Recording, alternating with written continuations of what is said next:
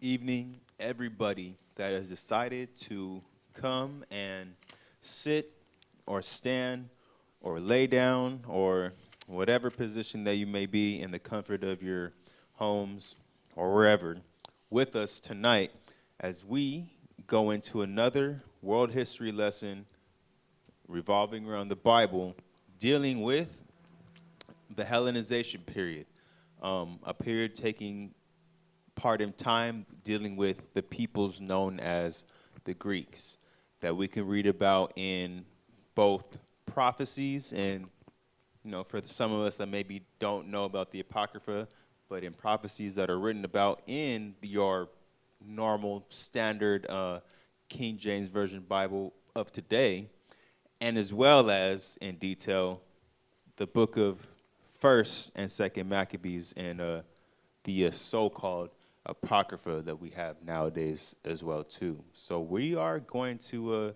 get into this. My name is Ahman, and to my left right here, Equatazar. and let's begin. So, excuse me. So anyway, the Greeks.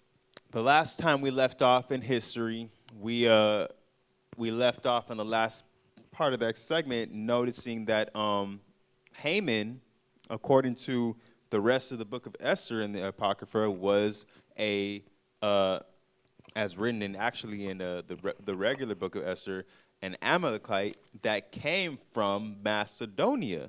Macedonia being one of many at this time around 400 BC, even earlier, earlier years than that, all the way back to 900 BC.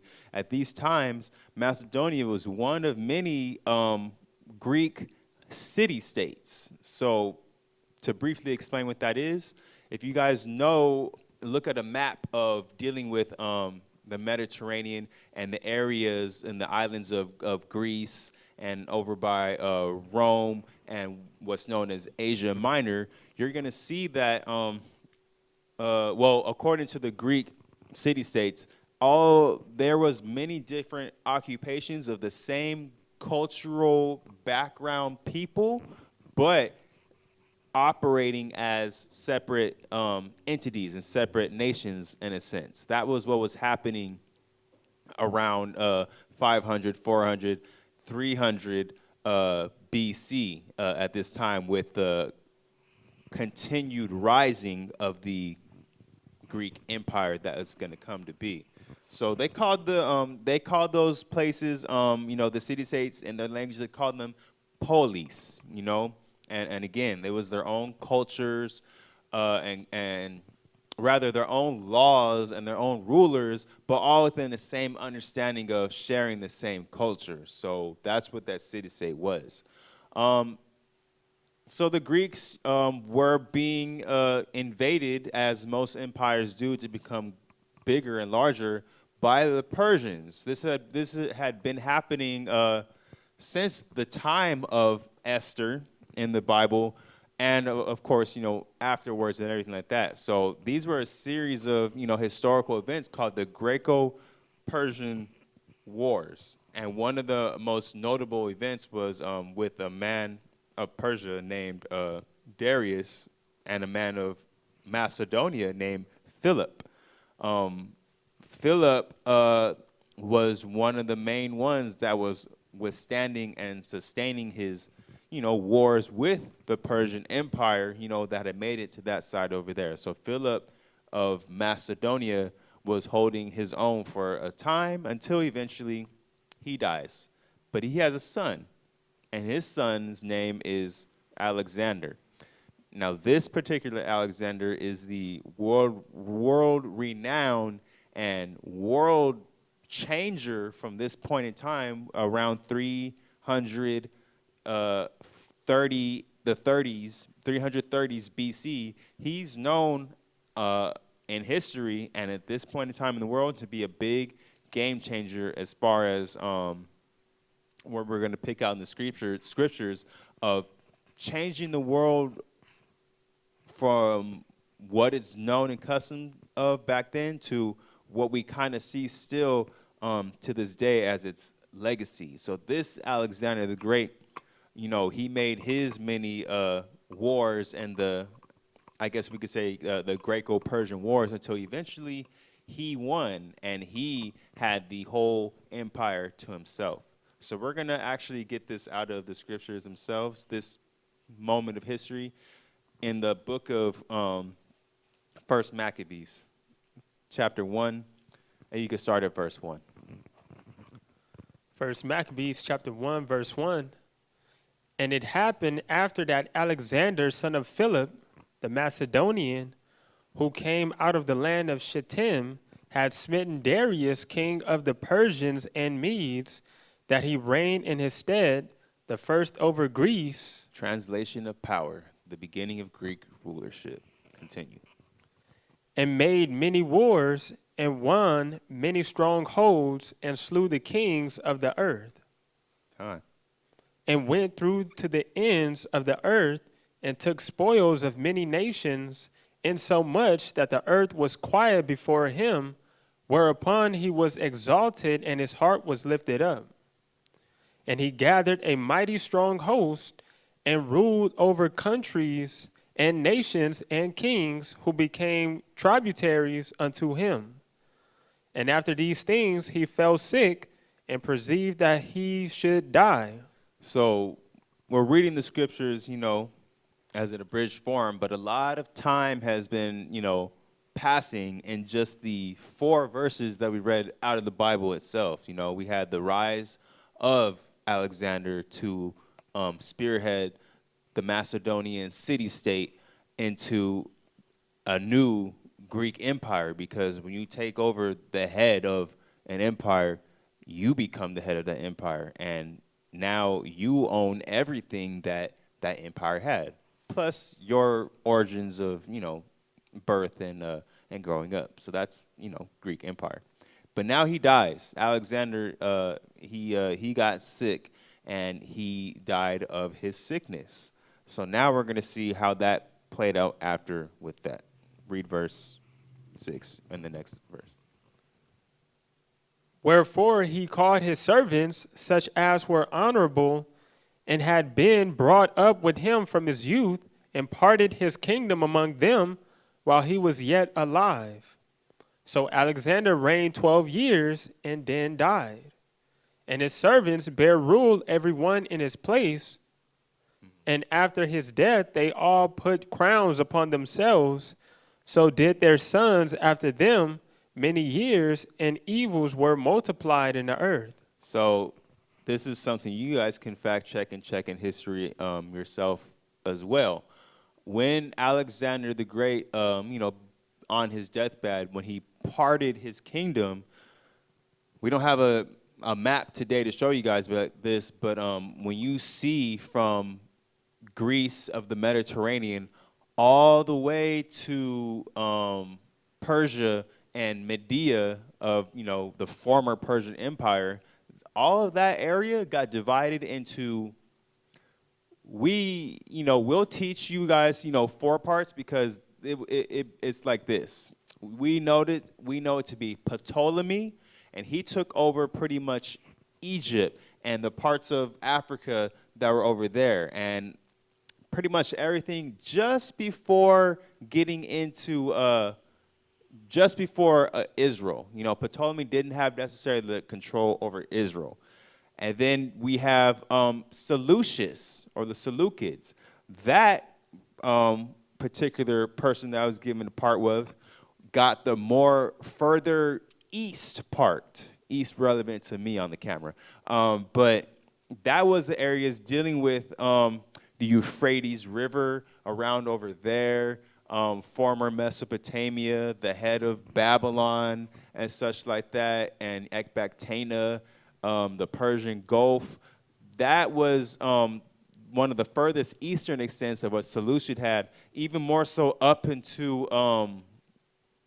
if you guys are looking at maps, pretty much the middle dividing line between the Euphrates River and the Jordan River over in Israel. That's pretty much where his slice of the empire was reaching out to, the Seleucid. And then you had Cassander. That person reigned more so in the Greek home area, which was Macedonia, and the subsequent how do you want to say, uniting of the former Greek city-states. So this is something that's going to be brought up in the lesson. These city-states wanted their power to themselves, but Alexander united all of them along with uniting with the Persian Empire, Persian and Median Empire. So we're going to see the issues with that as we get into Maccabees through the lesson. And then you have Lysimachus, who has the part with Israel and Asia Minor and everything more so west of the Euphrates River. So those were the four main divisions of Alexander giving his, cutting up the kingdom in part. If you look into some other maps, you're going to see some other names as well too, which were some other lesser regional controllers. But the four big names that you guys want to just know for history is Ptolemy, Cassander, Seleucus, and Lysimachus, and all their, dynasties that came after that. So now that we have that, we're going to continue on more in the history. Continue. Verse 10, and there came out of them a wicked root, Antiochus, surnamed Epiphanes, son of Antiochus the king, who had been in hostage at Rome, and he reigned in 137th year of the kingdom of the Greeks. Okay. And this is something I want to point out for you guys too, just for time's sakes. Throughout the whole first book of Maccabees, which is a really hefty 16 or 17 chapters, it says that from this time it started at 137th year of the kingdom of the Greeks. So that's the time frame we're given, 137. And I'm just going to jump forward for you guys right now so you just can know how brief that this time period that's recorded, in scriptures is. And we're going to get First Maccabees chapter 15 and verse 10. And then we're going to jump back into, the linear history. But I just want you to know what these years encompass when we're reading the book of Maccabees. It's actually, surprisingly shorter than you might think it is. But yeah, we're chapter 15 and verse 10. We're going to get the other aspect of that time frame. First Maccabees chapter 15, verse 10.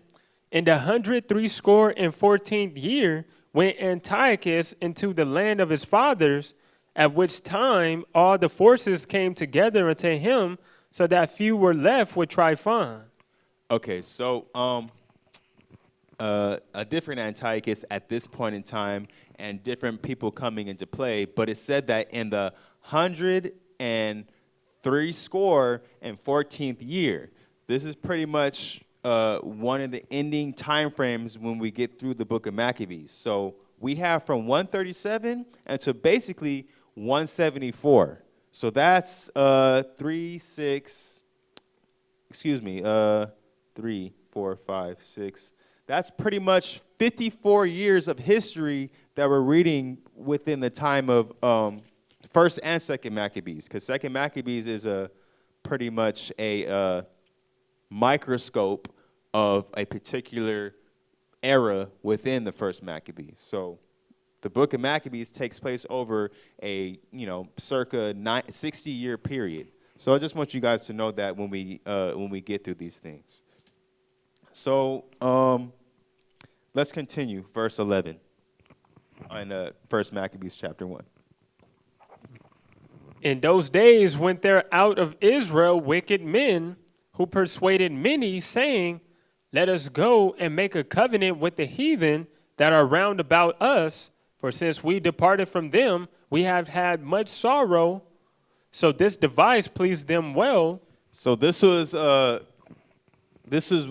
excuse that some of our own people in Israel convinced their own selves to believe that this dynasty, which came from Alexander the Great, has been multiplying sorrows upon the Israelites themselves. And we did read earlier that, when Alexander came into power and all the divisions of kings after that he left, that sins were multiplied upon the earth. So again, this is that transition into the legacy of the world that we live in today.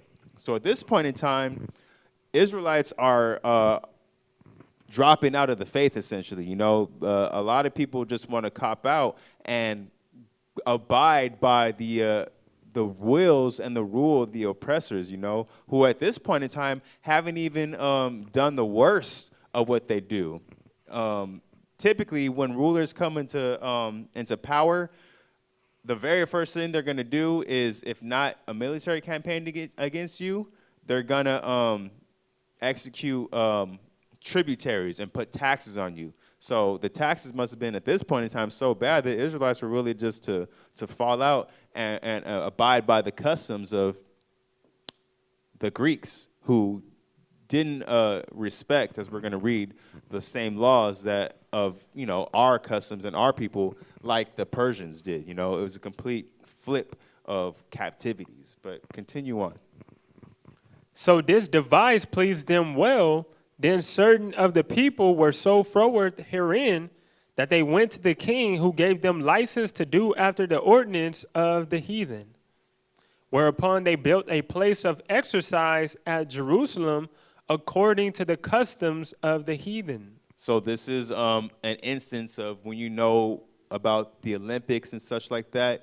One of the customs of the Greeks with the gymnasiums, which is the place of exercise, the biggest folly and fault about that was the aspect of going to these places to exercise and learn, and study in complete nudity and complete nakedness. And if you know the Most High, not prostitution, but whoredom is pretty much one of the main things that he gives similitudes and exact examples of what he does not like, as far as, in comparison to righteousness. So when Israelites started going and leaving their services of the Most High for this, it's not the first time that Israel has left off from the Most High to chase after their lusts of the flesh in a erotic or sexual sense. There's plenty of history to do that, but this instance made it even just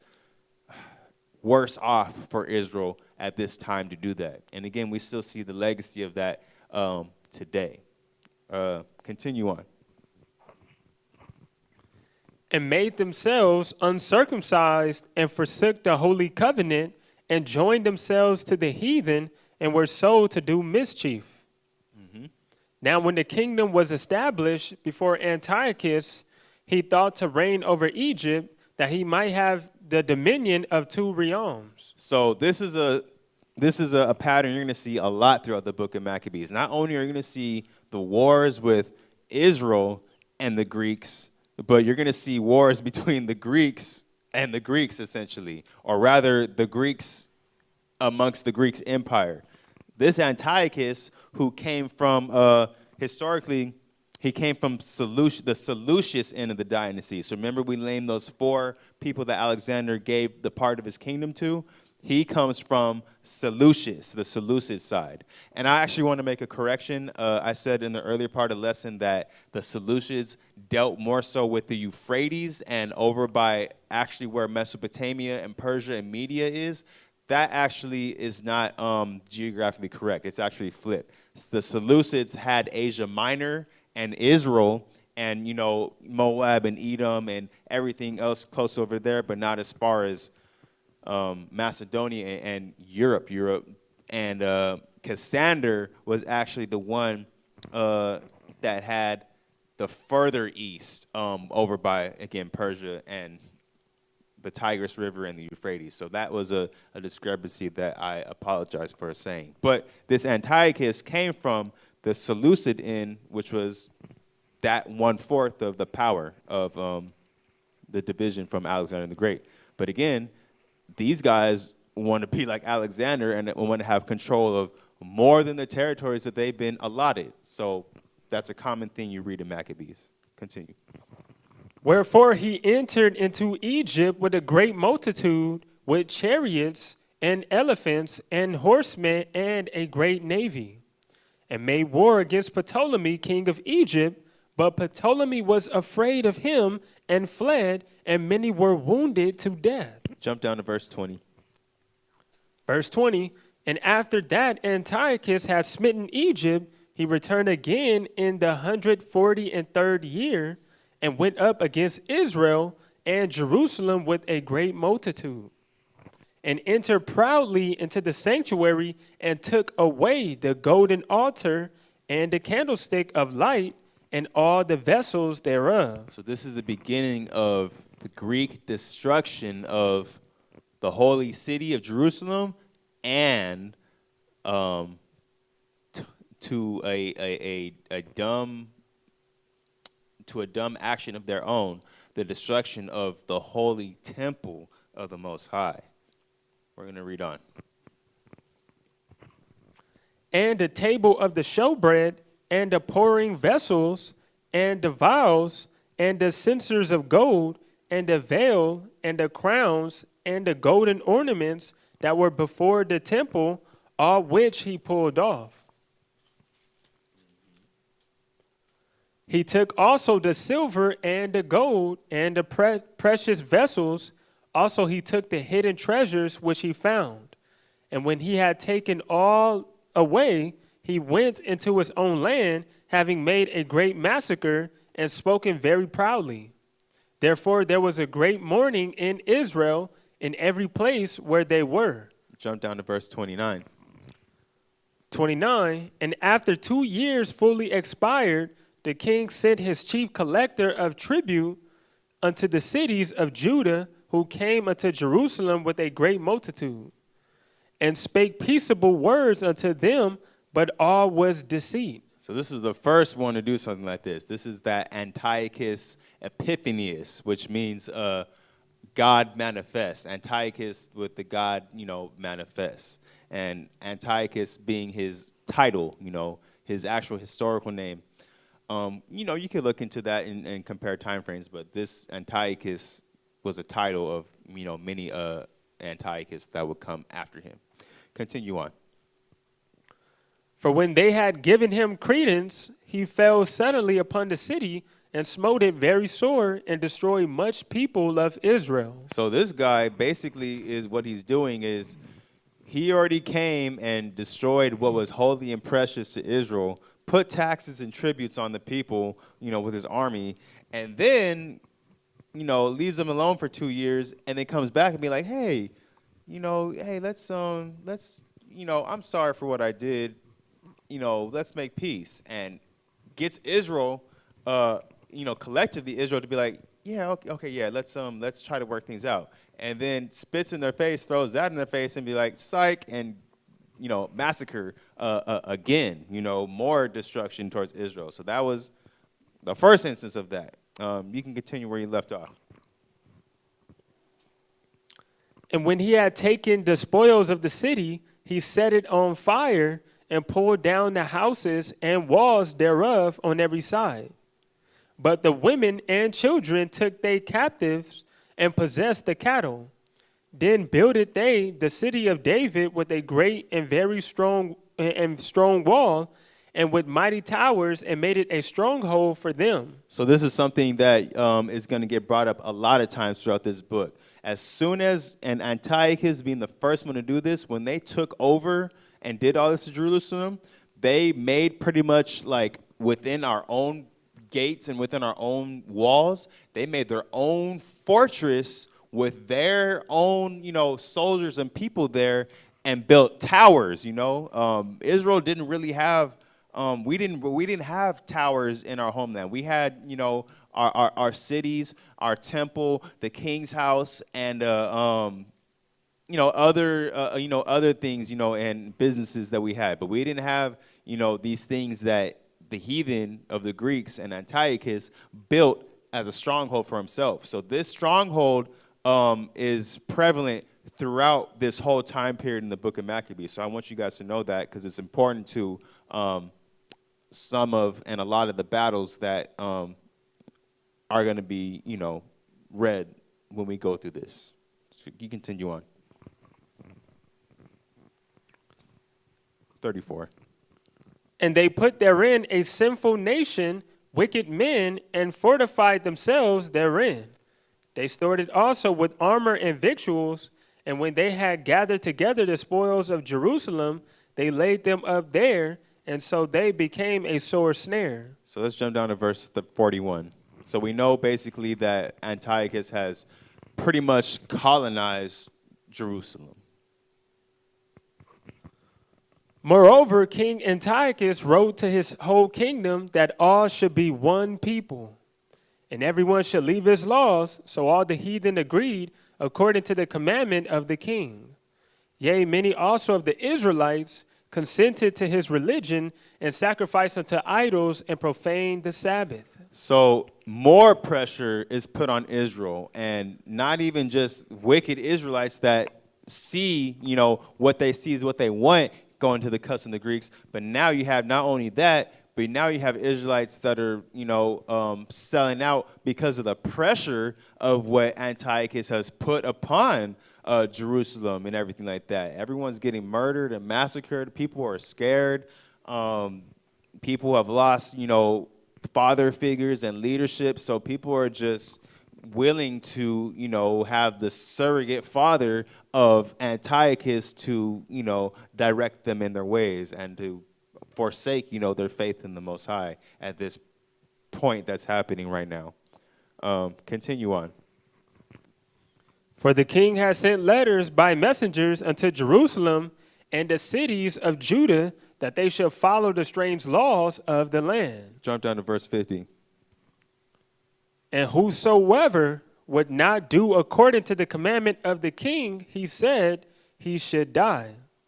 In the selfsame manner, he wrote to his whole kingdom and appointed overseers over all the people, commanding the cities of Judah to sacrifice city by city. Then many of the people were gathered unto them, to wit, every one that forsook the law, and so they committed evils in the land. Jump down to verse 54.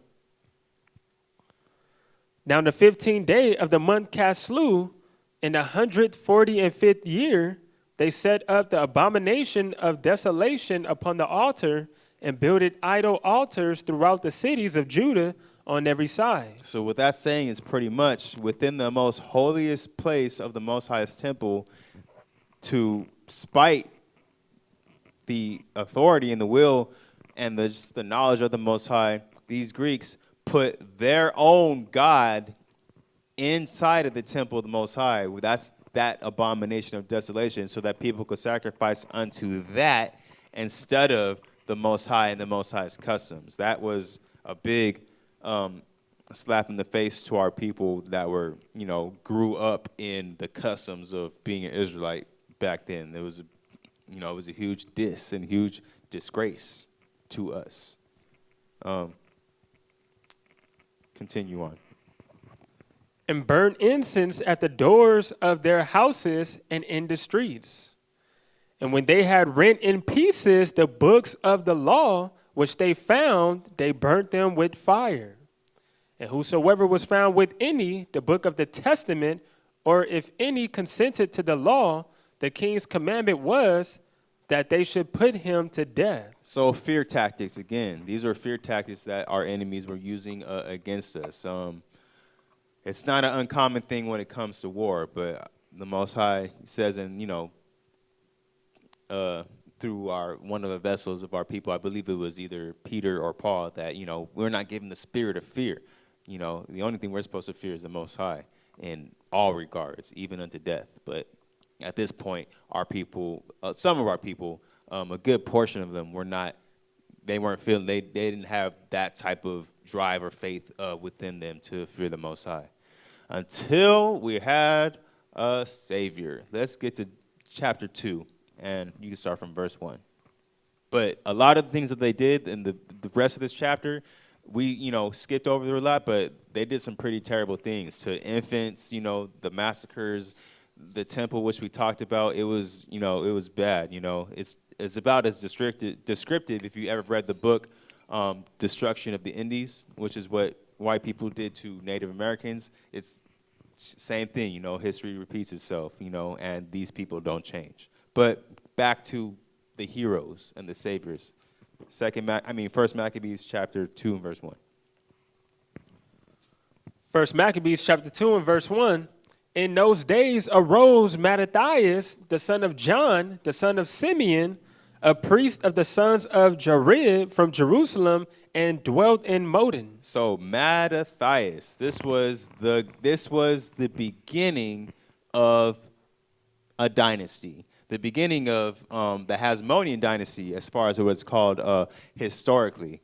Mattathias is one of three sectional times that we could divide the book of Maccabees and this Hellenization period into. You have the because we're not going to get into, obviously, every chapter and every verse by verse, but we're going to get you a good summary so you can know for sure, because that's what I like to do.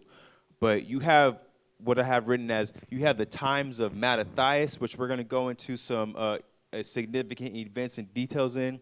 You have the times of Judas, which we're going to go into significant details and events in.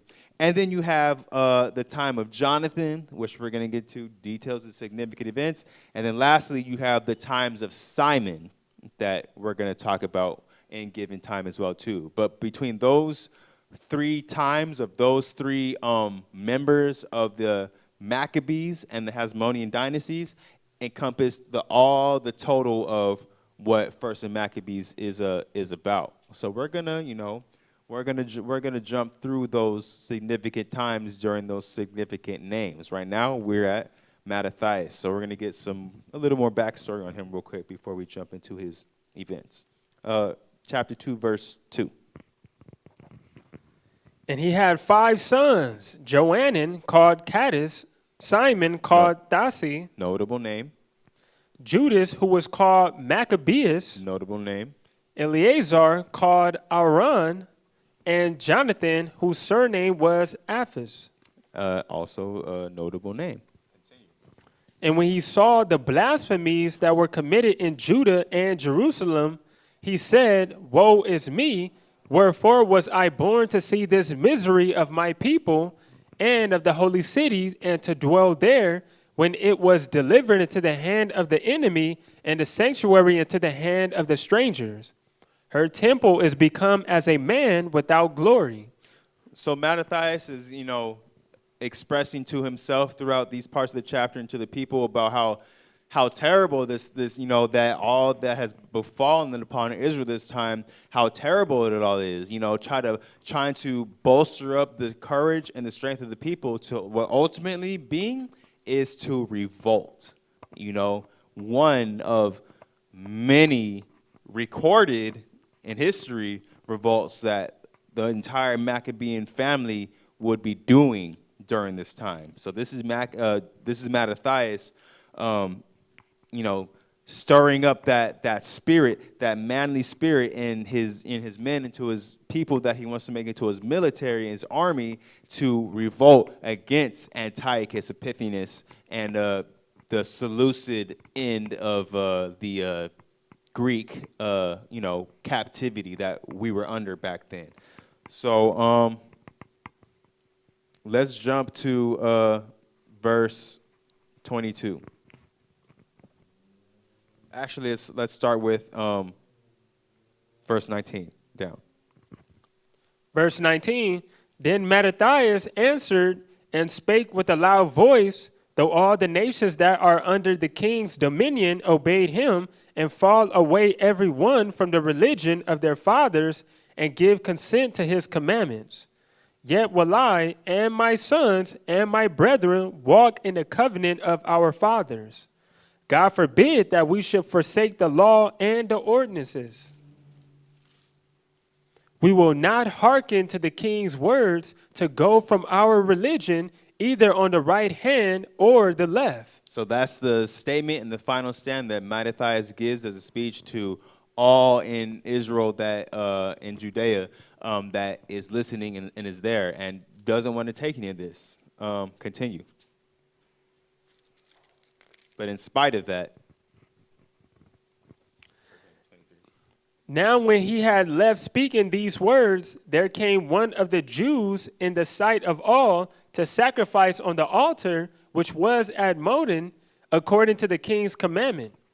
Which thing, when Mattathias saw, he was inflamed with zeal, and his reins trembled, neither could he forbear to show his anger according to judgment, wherefore he ran and slew him upon the altar. So Mattathias finally attempts to kill one of many previous and soon to come Israelites that were outright wicked or just fearful enough to give consent unto Antiochus's, demands and his demands pretty much. So he kills him, out of his zeal and desire to make the Most High's covenant come back to Israel. Not to mention that after everything he just said, previously amongst everybody, this guy had the nerve to come up and do that and not only slap the Most High in the face, but give a slap to the face of Mattathias. So, obviously slapping the Most High in the face is not anything that works. So the Most High put that spirit on him to put that brother that was going to sacrifice to an idol, which we know in the law is something worthy of being put to death for anyway, and put him to death. And it's funny because I remember hearing some brothers saying, like, was it love that Mattathias put that brother to death? I mean, according to the law of the Most High, yeah, that was a form of love. He loved that brother enough to actually, I believe, stop him just before making the sacrifice too, and to exemplify the law amongst our people. So, jump down now to verse 27, and we're going to see what's going to happen right here. And Mattathias cried throughout the city with a loud voice, saying, whosoever is zealous of the law and maintaineth the covenant, let him follow me. So he and his sons fled into the mountains and left all that even they had in the city. So they left everything. They became nomadic. They left everything that they formerly used to have in the city to go dwell and live in the wilderness of Judea. And this begins the beginning of what we're going to see in battle techniques, guerrilla warfare, pretty much. I know modern day Che Guevara is known and famous for that, but we can see that style of fighting back to this time in the book of Maccabees. So they went, they ran to the hills, and when they needed to come out of the hills, they did and made battle. And very memorial and glorious battles, to say that. So to keep in summary, because Mattathias' time is recorded very short, after fleeing to the mountains with those that believed and followed, pretty much Antiochus, the one, isn't the one going to a lot of these battles. He's usually the guy that's giving the orders to. So during this time, you have two guys. You have Lysias and another Antiochus, which is the son of Antiochus Epiphanes. So they come into play during this time, giving military commands to generals. But Mattathias runs into an event to where some of his brethren got sacked by King Antiochus's military, because you have to understand that they knew how we operated. They knew our way of life and our system. So they got wise and said, hey, we're going to do war with these rebels, and we're going to war with them on the Sabbath day. And at first, our people, the first garrison of our people were like, you know what? We're not going to perish for any type of unrighteousness. If we're going to die right here, we're going to die right here. And that's literally what happened to them. The Most High blessed that troop of Israel's soul. But Mattathias came to the conclusion, he's like, you know what, look, if we keep living like that, like if we continue doing that, all of us are going to be dead. We're all going to pretty much perish if we collectively all continue to live like that. So you know what? Mattathias was the one to say that if they come against us on the Sabbath, we're going to fight anyway. And, not to spoil anything, but it worked. The Most High was with us when, he decided to do that with us regardless. You know, he was with us in him and many battles and more after that.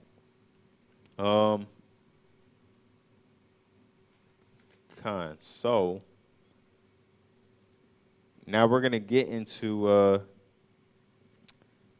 not too much details, but you can read in Maccabees the rest of chapter 2 that, you know, he makes these battles, he wins them, and that eventually he comes to, within this time frame, he comes to his age and dies. And he leaves the blessing of leadership to one of his sons. And that is, we're going to begin First Maccabees chapter 3, verse 1.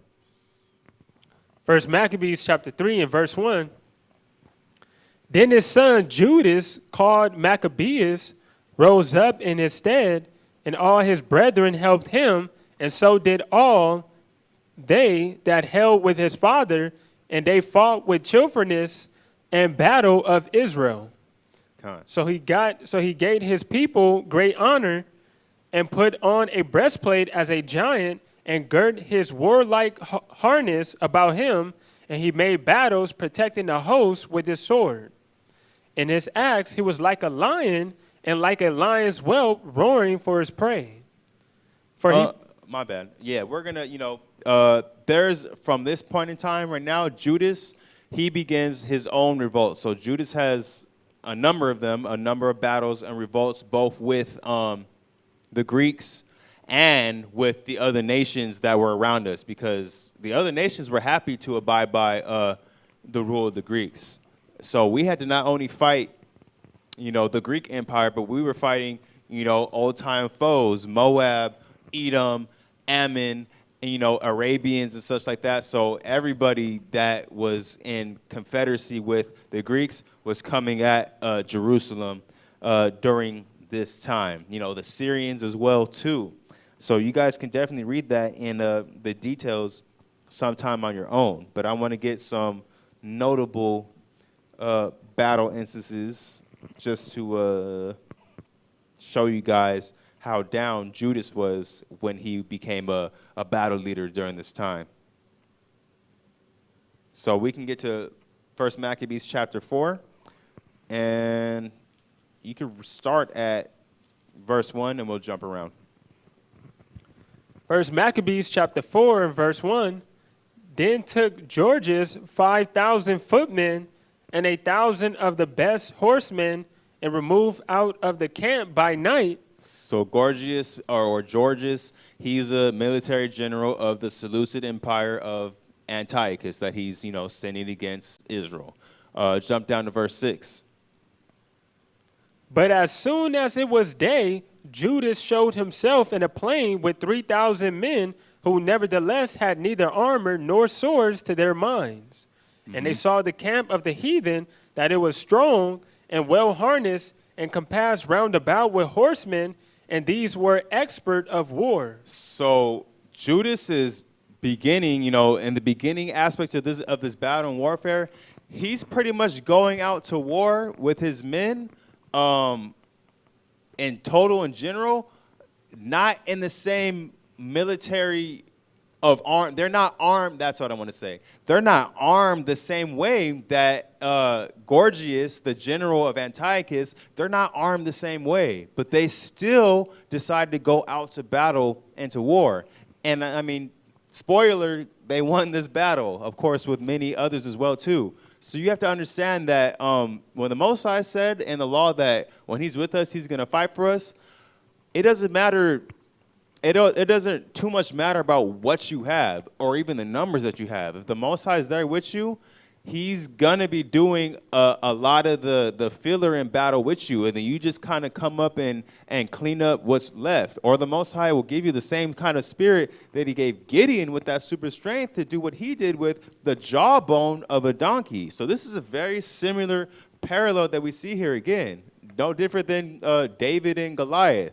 It doesn't matter about the arms that you have or do not have. When the Most High is with you, he gives you a way. You know, he's going to give you a way to win the battle collectively for Israel. You know, not so much on an individual tip often, but collectively in the battle. But again, Judas, he had a round garrison of men, not as many and not as armed as Gorgias's army. And, we see that what we're going to read right now, they put him to flight. Start at verse 12. Then the strangers lift up their eyes and saw them coming over against them, wherefore they went out of the camp to battle, but they that were with Judas sounded their trumpets, so they joined battle, and the heathen began discomfited, fled into the plain. So we notice, too, that this trumpet is actually mentioned a couple of times in the book of Maccabees. This trumpet is very important as part of our battle army. You see that in the history with the walls of Jericho, and even with, memorial of even trumpets that we celebrate in the law. This trumpet pretty much became a conduit of the Spirit of the Most High to come out against us, to fight for us and with us, in these battles. So let's jump down right now to verse 22. They fled every one into the land of strangers. And that's talking about the army of the heathens. Continue on. Then Judas returned to spoil the tents, where they got much gold and silver and blue silk and purple of the sea and great riches. After this, they went home and sung a song of thanksgiving and praised the Lord in heaven, because it is good, because his mercy endured forever. So that particular revolt, that battle, which I record as I recorded it as what I've counted, was the second revolt, in the time of the Maccabees, was a battle won. And just so you guys to take note, a battle won with the bare minimums and basics. They probably had pitchforks and farming tools, and whatever armor they could muster up, amongst themselves. That battle was won regardless. So we see, shortly after that, the current vassal ruler, his name is Lysias. If you guys read this previously or you're reading it right now, this Lysias, who stood in place of Antiochus Epiphanes, in his place, he becomes, discomfited or just confused. Like, how could this have happened? He doesn't know what to do. So that's how Judas made him feel in the history. And now another major milestone marker that happens in the time of Judas, Judas Maccabeus, is what we're going to understand and come to, the Feast of Dedication. So again, this does deal with Lysias, because Lysias becoming confused. He said, okay, look, let me send another army against Israel at this time. So now we're going to read about the battle which led to the Feast of Dedication. And you can start in the same chapter you're at verse 29. So they came into Idumea and pitched their tents at Bethsura, and Judas met with them 10,000 men. And when he saw that mighty army, he prayed and said, Blessed art thou, O Savior of Israel, who didst quail the violence of the mighty man by the hand of the servant David, and gavest the host of strangers into the hands of Jonathan, the son of Saul, and his armor bearer. Man, when you're praying to the Most High and you're reciting history, that's a powerful thing. The Most High is like, I feel you on that. You're going to see that a lot for when you guys read throughout the book of Maccabees yourself, how when you really invoke the history of our forefathers, the Most High is like, it's like a sealed deal. Read the next verse. Shut up this army in the hand of thy people Israel, and let them be confounded in their power and horsemen. Let's jump down to verse 41. Then Judas appointed certain men to fight against those that were in the fortress until he had cleansed the sanctuary. So Judas and his men basically, at this point, they make their way into the inner parts of the fortresses that Antiochus had built, during probably actually even before the time of Mattathias, Judas's father. They break into these fortresses that they built with the towers and all that, and now they're prepared to, with the former garrisons of army that they already cleared away. Now they're ready to clear away everything that's behind this fortress at this point in time. Read on, continue. So he chose priests of blameless conversation, such as had pleasure in the law, who cleansed the sanctuary and bare out the defiled stones into an unclean place. And when as they consulted what to do with the altar of burnt offerings, which was profane, they thought it best to pull it down, lest it should be a reproach to them, because the heathen had defiled it, wherefore they pulled it down. So all throughout this part of the history is just the details of how they began cleansing and clearing the temple, which was within a stronghold. So I skipped over a lot of the battle, but they did go to battle and war. They killed some people died, but they eventually made their way into the stronghold of the fortress where the temple was, and they scared the few remnant of the heathen that were there. They fled and ran off, and then they decided at this point in time, we need to start cleaning the temple, and we're going to call it something. Once it's all done, we're going to call it something, and we're going to jump down to verse 52 for that. Now on the 25th day of the 9th month, which is called the month Caslu, in the 148th year, they rose up betimes in the morning, and offered sacrifice according to the law upon the new altar of burnt offerings which they had made. Look at what time and what day the heathen had profaned it. Even in that was it dedicated with songs and citherns and harps and cymbals. Verse 56.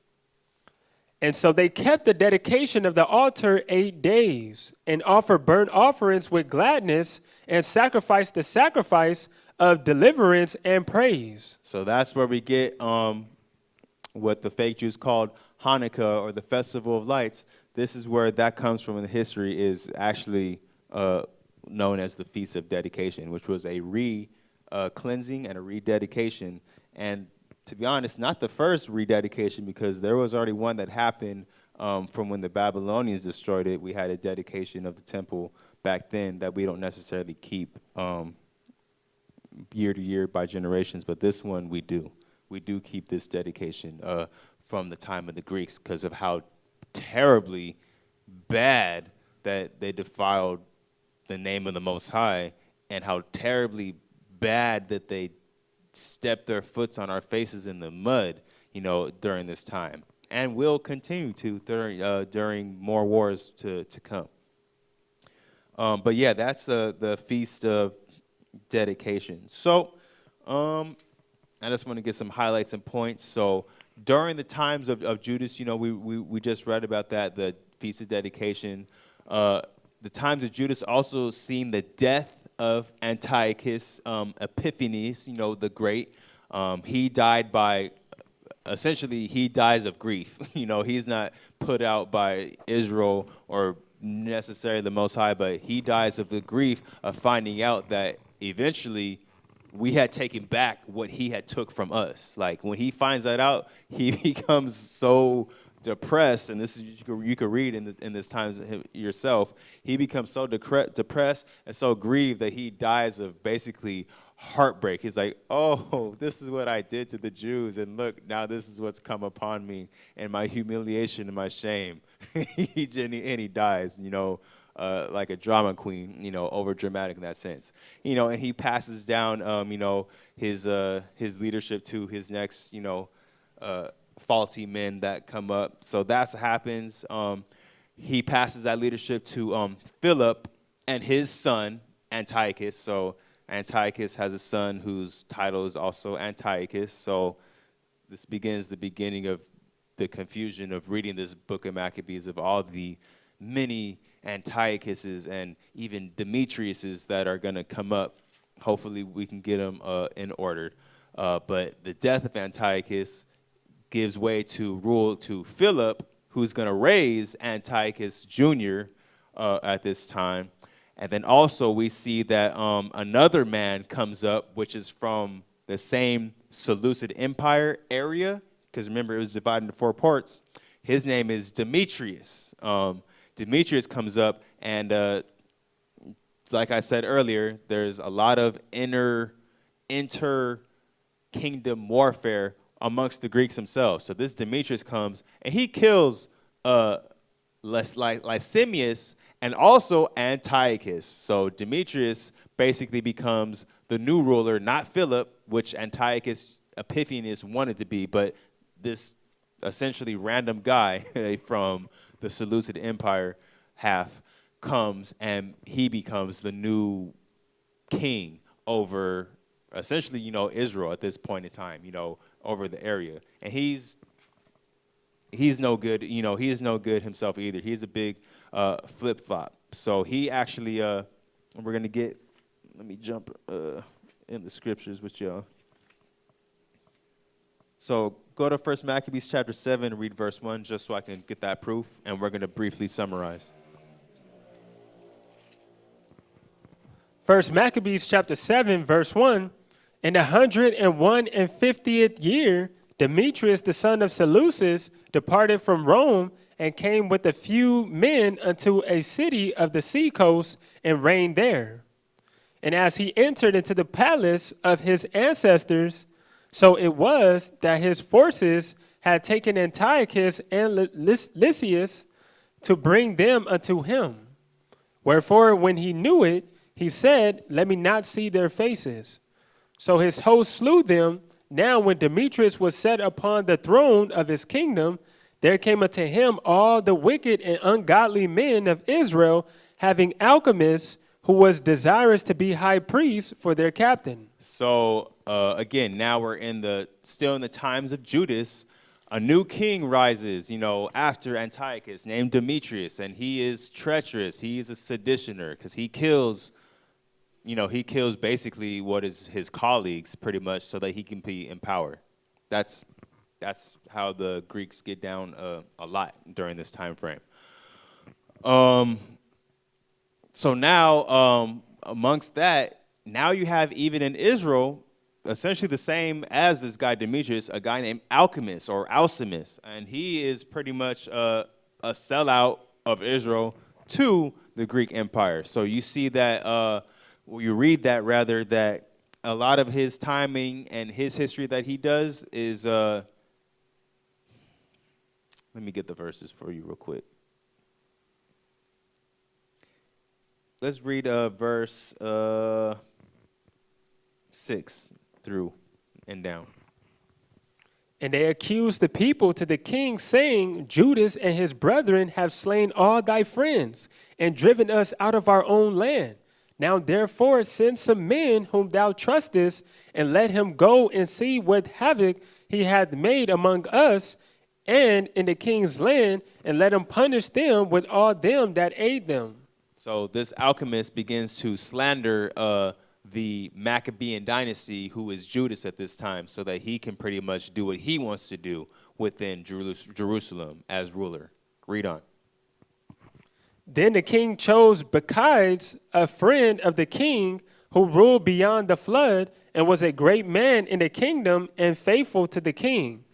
And him he sent with that wicked alchemist, whom he made high priest, and commanded that he should take vengeance of the children of Israel. So now we have another war general. This guy's name is Bacchides. So again, it's not Demetrius himself that's doing the military general stuff, but this is a man that he hires on, along with alchemists, to subdue Jerusalem. So Bacchides, the military general that is gonna again make some battles and wars with Judas and his people, and wars that he wasn't very successful in, but that's what we have during this time. So there's a number of those. There's 2 particular ones, but the most important one comes with Bacchides getting pretty much a general unto him named Nicanor.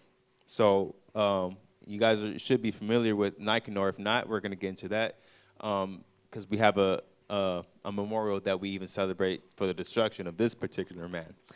Um, so let's read down to verse 26. Then the king sent Nicanor, one of his honorable princes, a man that bare deadly hate unto Israel, with commandment to destroy the people. So Nicanor came unto Jerusalem with a great force, and sent unto Judas and his brethren deceitfully with friendly words, saying, Let there be no battle between me and you. I will come with a few men, that I may see you in peace. He came therefore to Judas, and they saluted one another peaceably. Howbeit the enemies were prepared to take away Judas by violence. With which thing, after it was known to Judas, to wit, that he came unto him with deceit, he was sore afraid of him, and would see his face no more. So Judas pretty much, catches on in like his intuition that like, oh, this guy is actually lying.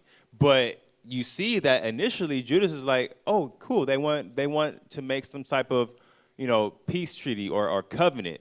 Cool. All we want, and this is a theme all throughout the book of Maccabees, all that our forefathers wanted was, look, we just want to keep our customs and our laws, and our territories. We don't want y'all to be part of what we're doing. We don't want y'all invading our land, and we definitely don't want you guys to keep us from keeping our customs and our laws. That was the main, biggest issue that we had with the Greek Empire, because they had so much pride in their empire that they pretty much, we read about it in the first chapter, how Antiochus said, look, I want all of our people to be one people and to one people under my, law and dominion. And anyone that's not doing that is going to be put to death. That was a big issue for us. That wasn't something that the Maccabean dynasty wanted our people to do. All we wanted to do was like keep our own customs. We just wanted to worship the Most High. So that's why when Judas and many others, a couple others, to come up after him, all they wanted was, okay, look, whatever we can work out, we'll do it as long as we can keep our laws. If we had to pay you a certain sum of money, or even send you people of our own people as your military assistant troops, we'll do that. But just let us keep our customs, our laws. But time and time and again throughout the book of Maccabees, you see that that's not what they wanted for us. They like, no, you don't have to do that. You're not doing that. That was the issue. That was the main issue throughout this whole time period, is that they thought it in their own minds, in their own pride, thinking like, you don't have to do that. You're not going to do that. Big issue. So same instance, again, now with Judas, except for Judas perceives that, oh, this is a complete lie. This guy's trying to kill me so they can do what Antiochus did a generation ago with, my father and everyone before him. So he catches on to that, and then he decides that, okay, I'm gonna prepare myself for war and battle against this Nicanor. And then, we see the event of what happened with that. So let's jump down to verse 39.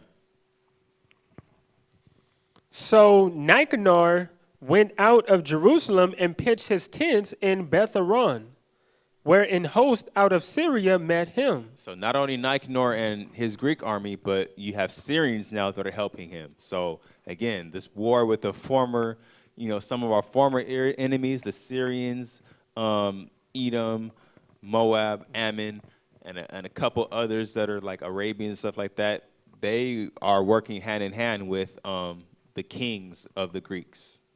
Continue on. But Judas pitched in Adasa with 3,000 men, and there he prayed, saying, O Lord, when they that were sent from the king of the Assyrians blasphemed, thine angel went out and smote 180 and 5,000 of them. So again, Judas making a prayer, and in his prayer, quoting history. If you guys aren't familiar, this history deals with the time of Hezekiah and 2 Kings and like 1st and 2nd Chronicles, when Hezekiah was being besieged by the Assyrians, and this guy, the Assyrian king, at this point in time, way earlier, was basically like, look, Hezekiah, don't even think that you're gonna win, against me and my empire and my military, because all the gods and kings that I, took over before had nothing to say. But Hezekiah, I'm not going to get too much into history, but ultimately Hezekiah makes a prayer himself to the Most High to basically destroy their whole camp, because Hezekiah had a whole, no different than right now, had a whole army of Assyrians and such against Jerusalem in that time. So now Judas Maccabeus is recalling that history and making prayer into the exact way that Hezekiah overcame the Assyrians for now modern day, or previous modern day, the Greeks. Read on. Even so, destroy thou this host before us this day, that the rest may know that he had spoken blasphemy against thy sanctuary, and judge thou him according to his wickedness. So the 13th day of the month Adar, the host joined battle, but Nicanor's host was discomfited, and he himself was first slain in the battle. Now when Nicanor's host saw that he was slain, they cast away their weapons and fled. Then they pursued after them a day's journey from Adasa unto Gesera, sounding an alarm after them with their trumpets. There goes that trumpet again, as used as a form of battle and as a weapon, you could say even as a spiritual conduit for the weapon. But we just read earlier too that the Most High did send another angel of the highest rank, of military rank, angelic military rank, to kill off the camp that Nicanor and the Syrians had put up against Israel. So that's happened again, and it's happened before, and we can expect that to happen even in these days that we're in today too, when eventually us American Israelites and others will have to be on the run in a battle against our enemies. Continue on. Whereupon they came forth out of all the towns of Judea round about and closed them in, so that they turning back upon them that pursued them were all slain with the sword, and not one of them was left. Jump down to 49. Moreover, they ordained to keep yearly this day, being the 13th month of Adar. Thus the land of Judah was in rest a little while. A little while, and we got the destruction of Nicanor that we celebrate usually around the middle to the end of the winter season that we keep yearly and bi-yearly as newly proselytic repenting Israelites today. So those were main highlights of the times of Judas. There was, some more history that happened and some more battles that unfortunately had to happen as well. But now we're going to jump into some highlights of, because we got after him one more, the times of Jonathan in the book of Maccabees. So let us read 1 Maccabees chapter 9, and let's get to verse 17. So this is what starting off pretty much the final battle of Judas Maccabeus until he passes down leadership to someone else. But yeah, read that, verse 17 in chapter 9. 1 Maccabees chapter 9, verse 17, whereupon there was a sore battle, insomuch as many were slain on both parts. Judas also was killed, and the remnant fled. Then Jonathan and Simon took Judas their brother and buried him in the sepulchre of his fathers in Modin. Moreover, they bewailed him, and all Israel made great lamentation for him and mourned many days, saying, how is the valiant man fallen that delivered Israel? As for the other things concerning Judas and his wars, and the noble acts which he did, and his greatness, they are not written, for they were very many. They were not written because there were so many. Just goes to show you how much of history and of the Bible that we do know. You know, there's so much that is not necessarily showed to us. But those things that are revealed are for us and for our learning and necessary for us, as misquoted or butchered from the book of Deuteronomy. Now you can read, jump down to verse 31. Upon this, Jonathan took the governance upon him at that time and rose up instead of his brother Judas.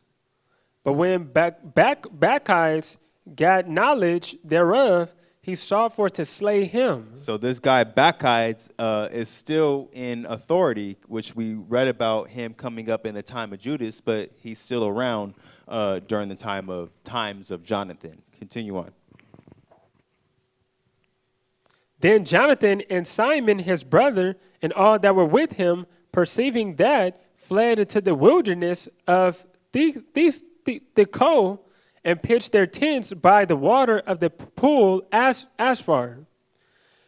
Which when Bacchides understood, he came near to Jordan with all his hosts upon the Sabbath day. So from this point forward on, there's two battles that happen. The first battle is with revenge against, again, some of the other nations that live close by because of what they did, because they kidnapped one of Jonathan's, I believe they kidnapped one of Jonathan's brother, whose name was John. So they had to go to war with these people that live close by us, and then eventually we went to war with Bacchides and the Greek army. So that is two battles that happen from this point on. Also, we're going to see that Alchemist, he's still alive at this point in time, but we're going to see what he did, which led to his death. So Alchemist, the evil Israelite that wanted to become high priest over Jerusalem, we're going to see what came upon him. Start at verse 50 in that same chapter. Afterward returned Bacchides to Jerusalem and repaired the strong cities in Judea, the fort in Jericho and in Maas and Betharon and Bethel and Thamnatha, Pharathoni and Taphon. These did he strengthen with high walls, with gates, and with bars. And in them he set a garrison that they might work malice upon Israel. He fortified also the city Beth-Surah and Gazara and a tower, and put forces in them and provision of victuals. So again, the same towers that I spoke about earlier that Antiochus first built when he colonized Judea and Jerusalem in particular, he's still utilizing those things and fortifying them, making them stronger, and reusing them, and still building up the towers. You can only imagine towers in Israel being used by the enemy in a fortress. So that's what's happening right now. Jump to verse 54 so we can get to Alchemist. Moreover, in the 153rd year, in the second month, Alchemist commanded that the wall of the inner court of the sanctuary should be pulled down. He pulled down also the works of the prophets. Okay, so I don't want you guys to gloss that over. The wicked Alchemist, who is an Israelite, who wanted to be high priest, he pulls down the walls of the inner court of the sanctuary. The sanctuary is the temple of the Most High. If you guys know anything about the history, people were put to death for accidentally holding up the Ark of the Covenant, trying to do a good thing. So, read on. And as he began to pull down, even at that time was Alchemist plagued, and his enterprises hindered, for his mouth was stopped, and he was taken with a palsy, so that he could no more speak anything, nor give order concerning his house. So Alchemist died at that time with great torment.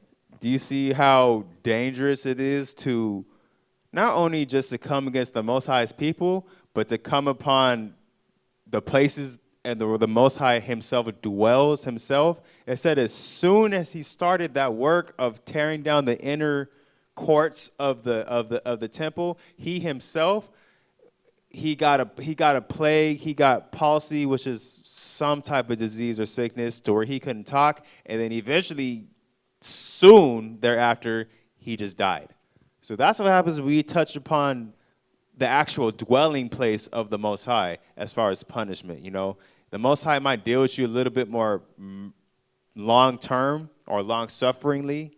I wouldn't really say mercy so much when you're dealing with his people, but anything like a direct offense to him himself is usually, for the most part, especially for Israelites, automatic death. Especially when you know, like, the stock that you come from. Come on.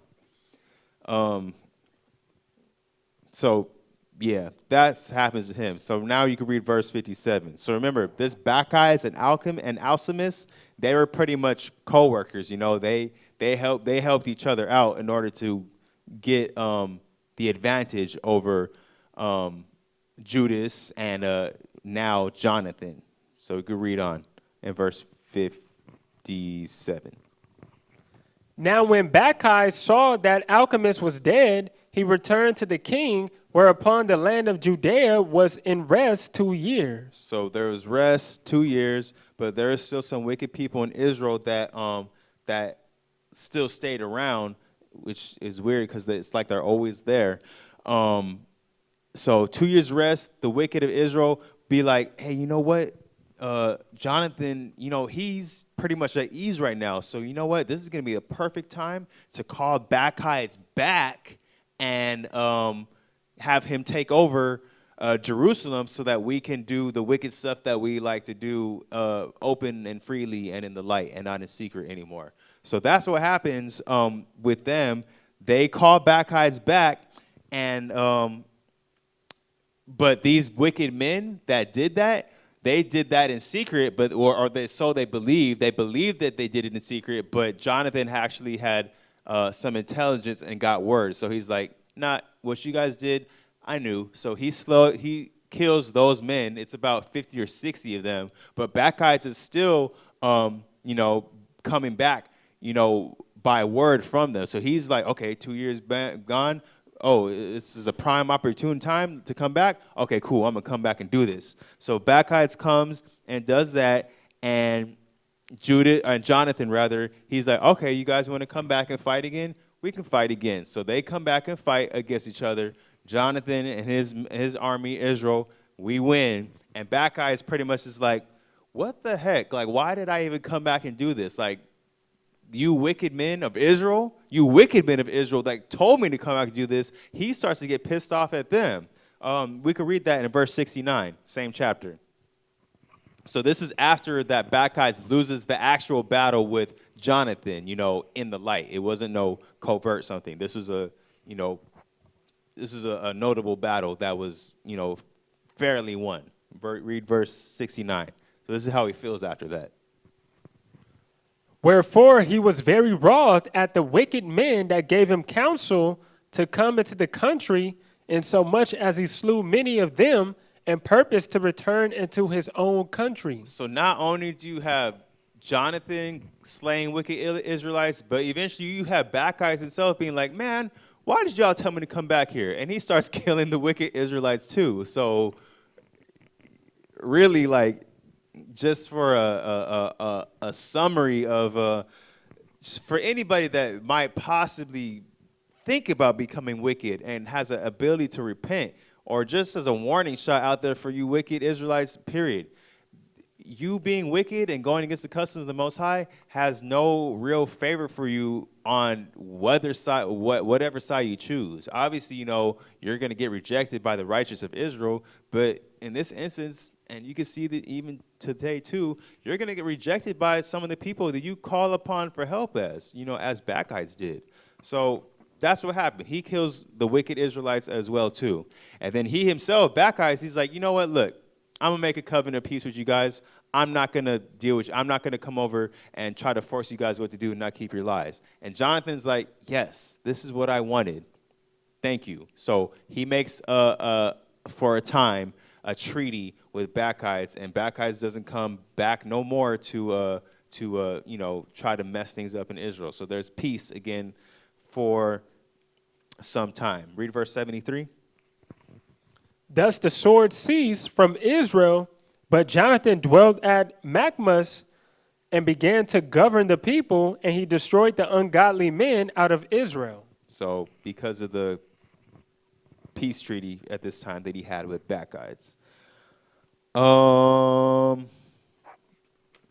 Now we are just to briefly touch upon history. So shortly after this particular battle, there rose up another person from the Seleucid Empire named Alexander. So remember at this time, the guy named Demetrius, he became the next high top ruler from Antiochus. So now this guy Alexander is coming out of the same stock, of the Seleucid Empire, and he starts to rise and make power and covenants with people. And in particular, this Alexander starts to make a covenant with Ptolemy, who is in a different, separate tetrarch area from the Seleucid Empire. Ptolemy has, Egypt and all of his territory, not Israel.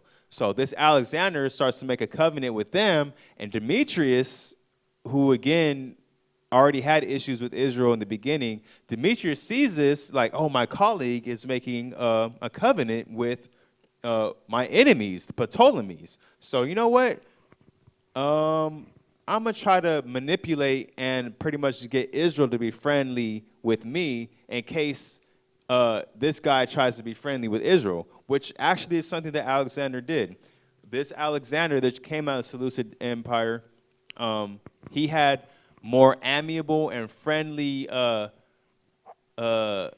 goals to have with Israel. So he's like, look, he sends a letter to Israel and Jonathan saying like, hey, let's have a treaty, let's have a peace covenant, where we're not gonna do anything bad to each other, pretty much. If I need you, you got my back. If you need me, I got your back. So that's what Alexander establishes with Jonathan during this time. So Demetrius get words of this and be like, oh, you know what? I'm going to be friends with Jonathan. So he gives a whole letter that you guys can read on your own in this time, basically explaining like, hey, Jonathan, you know what? If you make a covenant with me, I'm going to allow you guys to keep your laws, your land. I'm going to take away the taxes and the tributaries. I'm going to give you guys, this and such and that, and military such and that. So he makes this whole proclamation and letter pretty much saying, Jonathan, hey, just don't side with Alexander, side with me. But when Jonathan reads this, he's like, I'm not believing this. You're the same one that sent Bacchides and some of the other generals against me to be against me. So I'm not going to believe you. I'm going to go with Alexander. So this pisses off Demetrius because Alexander and Jonathan, they have a covenant. So they're cool and good standing. So this pisses off Demetrius. So you can read this literally in the history. As soon as Jonathan made that covenant with Alexander, he's like, you know what, Jonathan? We can go to war right now. We can go to battle right now, and we can see really who's the top dog. So Jonathan accepts this. Like it's like he accepts the duel pretty much, and they battle, and Jonathan wins the battle, and Demetrius is pretty much sent going back home. So you could just see how flip-floppy that a lot of these kings and the deceit that they try to use to just really to maintain, their power and control. It's really nothing so much personal against Israel or the Most High themselves with them, but they just have so much pride that they think that they can fool us time and time over again. But by this time, Jonathan's like, nope, I'm all for making peace treaties and stuff like that so that we can keep our laws on our lands, but not with you. I've already proved you as a friend, or as an enemy, rather, and I'm already, I'm not taking this letter that you're giving me, that you're going to give me complete freedom of my land to heart. So that's what Jonathan's response was. They go to war, they lose, as far as Demetrius. I'm going to keep summarizing more history because it's a lot to read, which is why you guys should definitely read this yourselves. But the same Alexander that Jonathan makes a covenant with, who Alexander also made a covenant with Ptolemy of Egypt, the Ptolemy person of Egypt, he breaks his covenant with this so-called Alexander. And throughout history and everything, you see that he actually puts Alexander to death in his treachery. So now Ptolemy and Demetrius, who we just talked about right now, they have a covenant with each other. So now Jonathan and Israel, they have no more covenant with Alexander because he's now dead. And now they have Ptolemy of Egypt and Demetrius, again, of the Seleucids, to be at odds with and an issue with. So now Jonathan is going to renew his covenant with the Romans, which I didn't talk about too much in the history, but both Judas and Jonathan themselves make covenants with the Romans. The Romans aren't part of the Greek Empire. The Romans are their separate thing. But at this point in time, the Romans they're cool people to have a covenant with. So Jonathan makes a covenant with them. They help out with keeping the Seleucid Empire back from, completely taking over and sacking Judea and Jerusalem again. And, that covenant works. That works with them. But now to get a little bit more brief in the history, eventually this Jonathan dies by the hands of a man named Tryphon. And we read about him. We read about Tryphon a little bit later in the chapter in 1 Maccabees chapter 11 and verse 39. So let's read that. 11 and 39, just to give him a note. 1 Maccabees chapter 11, verse 39, moreover, there was one Tryphon that had been of Alexander's part of 4, who seeing that all the host murmured against Demetrius, went to Seleucus, the Arabian, that brought up Antiochus and the young son of Alexander, and lay sore upon him to deliver him, this young Antiochus, that he might reign in his father's stead. He told him, therefore, all that Demetrius had done, and how his men of war were at enmity with him, and there he remained a long season. Okay, so basically at this point in time, this is now Tryphon going at, civil war with his colleague, with Demetrius. So we have all this going on within the Greek Empire and kingdom, and Israel's just always caught up in the middle of it, like in the middle of the fire. These people want a name for themselves, and oftentimes utilizing Jerusalem and Israel to be a stepping stone to that is always one of the big issues. So throughout this point in time in history, Jonathan is, amongst many of the others, they make covenants with a lot of different people. They make a lot of covenants with, again, with the Romans, which we read. They even make some covenants with some of the Greek military, members themselves, like we read about with Bacchides, So covenants are made, covenants are broken, wars keep happening, and that's just the nature of what we're going through at this time frame in the times of Jonathan. But Jonathan himself, again, he does die by the hands of this Tryphon, and that's we could read that in 1 Maccabees chapter 12, and we're not going to read it, but I'm just going to let you know where you can read that yourself. That's in 1 Maccabees chapter 12, where Jonathan dies at the hands of Tryphon, and by deceit, again, with another peace treaty that was failed to uphold. So now Jonathan is dead. We have a new leader in Israel that rises up. Read 1 Maccabees chapter 13 and verse 1. 1 Maccabees chapter 13, verse 1. Now when Simon heard that Tryphon had gathered together a great host to invade the land of Judea and destroy it, and saw that the people was in great trembling and fear, he went up to Jerusalem and gathered the people together, and gave them exhortation, saying, Ye yourselves know what great things I and my brethren and my father's house have done for the laws and the sanctuary, the battles also and troubles which we have seen, by reason whereof all my brethren are slain for Israel's sake, and I am left alone. Now therefore be it far from me that I should spare my own life in any time of trouble, for I am no better than my brethren. Okay, so now let's jump down. Let's jump down to verse 27. Actually, no. Let's jump down to verse 30.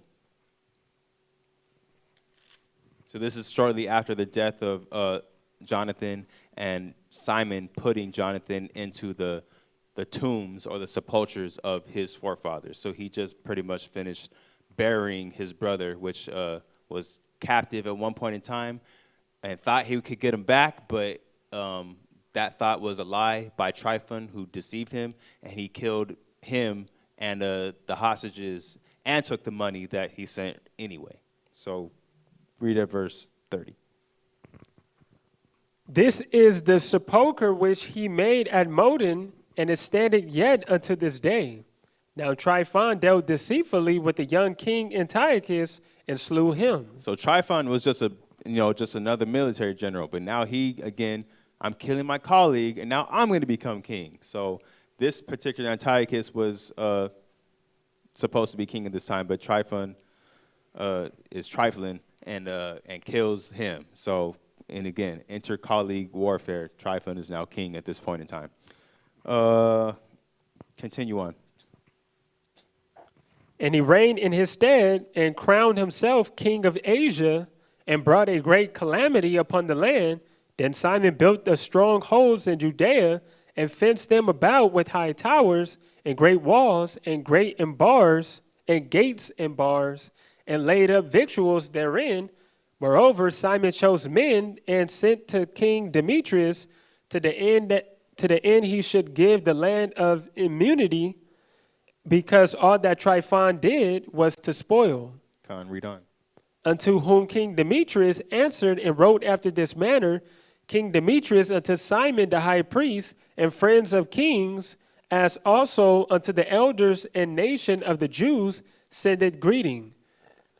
The golden crown and the scarlet robe which ye sent unto us, we have received, and we are ready to make a steadfast peace with you. So this particular Demetrius, if I'm not mistaken, this was the son of the other Demetrius that we talked about that was flip-flopping. So this was a different Demetrius, but again, of the same stock of the former. But because of this guy Tryphon, and now his dealings and his wickedness and what he personally did to Jonathan, Simon now is like, okay, look, let's make a treaty, because this guy Tryphon is, he's messing up in a lot of ways too. So maybe if we can work together, we can get our revenge back on him, and we can get him out of our land. So that's pretty much what's happening with this peace treaty that Simon's trying to make with this Demetrius. So now we can jump down to verse 42. Then the people of Israel began to write in their instruments and contracts in the first year of Simon the high priest, the governor and leader of the Jews. In those days Simon camped against Gaza and besieged it round about. He made also an engine of war and set it by the city and battered a certain tower and took it. So this is an aspect of Simon trying to take back, or going to take back, a part of Israel that was, in our territory, that was occupied by, again, one of the many legacies of the Greek Empire. And this time, particularly sent by the guy Tryphon. So Tryphon had, when he'd done his military campaigns and his wars, he had this section of Israel, Gaza, sectioned off and controlled by colonists, of the heathen. So Simon is about to start a battle to basically get them out and cleanse this part of Israel. So you can jump down to verse 50. Then cried they to Simon, beseeching him to be at one with them, which thing he granted them. And when he had put them out from thence, he cleansed the tower from pollution. So this is pretty much skipping the actual details of the battle, but Simon prepared the battle from what the last verse we just read, and then eventually makes his way into Gaza, into the strongholds, and wins that battle. And the people there are like, oh, no, let's be cool, let's be chill. So Simon's like, okay, be cool, be chill, get out of here. And they got out of there, and then now Simon begins to cleanse this part of Israel. Continue on. And enter into it the 23rd day of the second month in 170 with thanksgiving and branches of palm trees and with harps and cymbals and with vows and hymns and songs, because there was destroyed a great enemy out of Israel. He ordained also that day should be kept every year with gladness. Moreover, the hill of the temple that was by the tower he made stronger than it was, and there he dwelt himself with his company.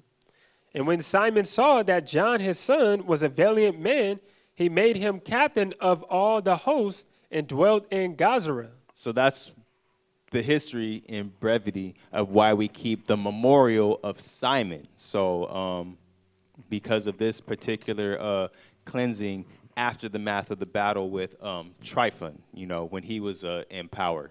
And along with the temporary covenant that we made with Demetrius at that time. And again, Demetrius was from the same Seleucid Empire as Tryphon, Alexander we read, and Antiochus. Again, all these people are like within their own region fighting against each other for control and power. And Israel's, again, just caught up in the middle of all of it and just wants to be left alone to do our own thing. Some of them are like, okay, but a lot of them are like, nah, do this. But that's what we have the Maccabees for, the whole history. So now the times of Simon. So again, the memorial of Simon was a notable thing in the time of Simon. Simon was the one to bury his brother Jonathan into his sepulchres in his tombstone, and then Jonathan, of course, has a lot of history that goes through. Simon makes Jonathan makes a renewed covenant with the Romans just for for backup manpower. At this time, he renews his covenant with the Romans, who at this time are chill peoples. They're okay peoples. They're not too concerned with our affairs at this time. The Romans at this time. So he does that, and then we read that some more letters are sent by the king. Letters of, let me see real quick for you guys.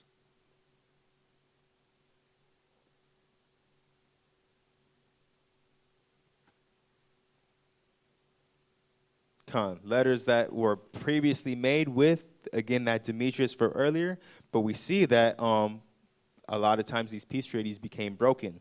Let's go to 1 Maccabees chapter 15 and verse 27.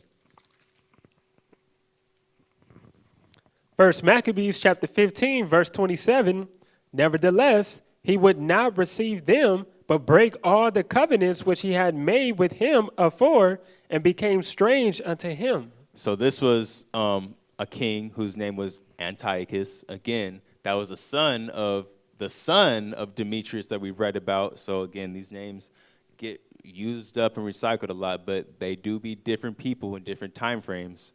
And mind you, to notice that this is all within a 60-year period, just to remind you. But this Antiochus now breaks all former past covenants and treaties that Simon had made with Antiochus' father, Demetrius, and is like, nah, I'm breaking that, and I want you guys to do what we Greeks do. So, again, that tug-of-war of Israel's sovereignty and solidarity and these Greeks that don't want us to have that solidarity and sovereignty. So he breaks that, and now we're about to go to, Simon's about to have another battle with these people here, and it happens to be one of his last battles because Simon eventually during this time dies as well too. And we can read that in 1 Maccabees chapter 16 and verse 16. So when Simon and his sons had drunk largely, Ptolemy and his men rose up and took their weapons and came upon Simon into the banqueting place, and slew him and his 2 sons and certain of his servants. So the death of Simon, in brevity, as far as what's recorded in the scriptures, happens at this part, which is pretty much closing the end of the Maccabees recorded history that we have right here. After that, you know, he has a son named John that pretty much continues the legacy on. But from here on, from John, son of Simon, onwards, we don't have the recorded history, you know, for the scriptures. But again, if you would like to research the rest of that, it is called the Hasmonean dynasty. You can get, you know, a list of historical figures of Israelites that carried on until the time of the Romans, when they pretty much took over the Greek Empire and started doing the same things that the Greeks were doing unto us. But that right here is going to actually conclude the Hellenistic period as told through the eyes of the Bible and our forefathers, and this world history lesson. It is definitely a lot of information, a lot of history within a short period of time, and a lot of battles. You know, I believe as far as recorded, you could read within First Maccabees alone 26 battles, you know, 26 revolts rather, that are dealing with Israel, not even to count the battles between the Greeks themselves. 26 different revolts of Israelites during this whole book. You can read for yourselves some other time. But we hope that this brief summary could at least give you some good understanding when you do decide to do that, which is some real work to read for yourselves. But that, again, is going to conclude the Hellenistic period. It's told through the time in the book of Maccabees. We hope that you guys got something out of it, enjoyed it, and learned it, and liked it. And, you know, we're going to pretty much call it from here. So, again, we have classes throughout the week. Tuesdays, Bible Basics, which is your necessary milk and some meat, so you guys can get an understanding of the laws and the principles of the laws and what they precept unto. Mondays, we have some stuff that we do at Clubhouse, as well as the Spanish department doing lessons in Spanish for our Spanish speakers. So please, mira este, look at that and tune in if you speak Spanish. Again, Wednesdays are usually world histories. Thursdays is stick the script and current events occasionally.